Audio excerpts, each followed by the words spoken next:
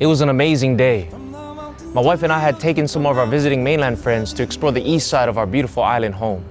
We started our morning at the beach, whale watching and swimming, and we ended our day with a spectacular mountain hike up the Pali. We stopped and got shave ice along the way. The food was great, the fellowship was sweet, the day was so relaxing, and it ended in a most beautiful sunset.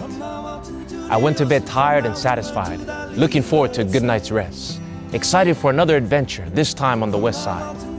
Nothing was out of the ordinary. I expected to wake up as usual to another beautiful Hawaiian day. I had no idea what was coming.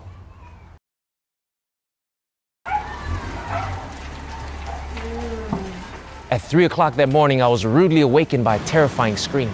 There was a loud pounding on my door. The house next door was on fire. And when I rushed out of the house, I was brought face to face with a blazing inferno. It was already as high as our 2-story home, and it began to reach over our walls. I did my best to protect our home, but my puny garden hose did absolutely nothing. It was good enough to water my mango tree, but it was powerless over this angry conflagration.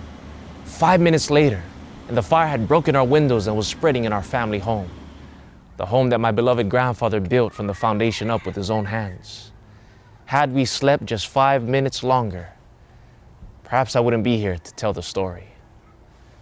I didn't have any time to gather any of my possessions. I only had time to wake up my wife, throw on a shirt, and get out. And thank God we all got out. It was a crazy experience.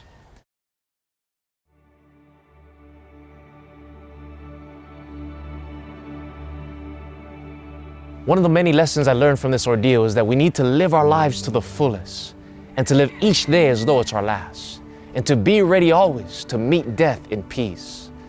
I've also learned that time flies in a crisis hour.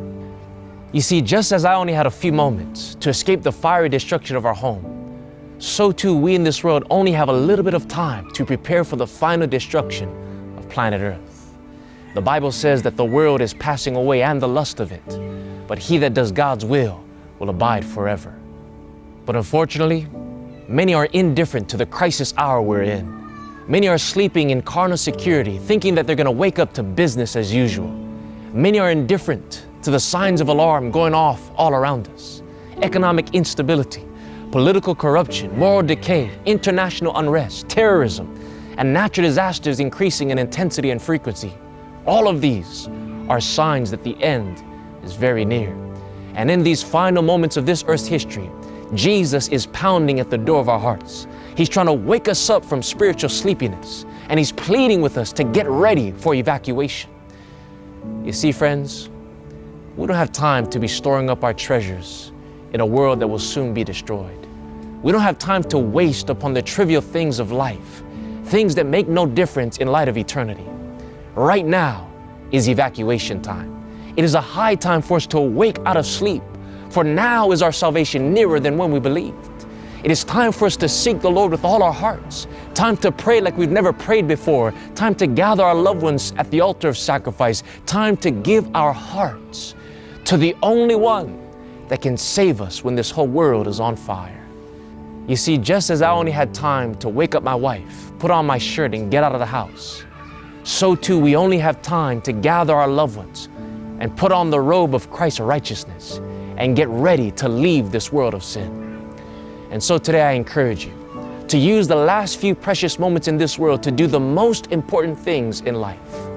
Hug your children, kiss your wife, spend time with your family, get rid of all the non-essentials, and most importantly, let God cover you with the fireproof robe of his righteousness. For it is only the righteousness of Christ that will last for time and for all eternity.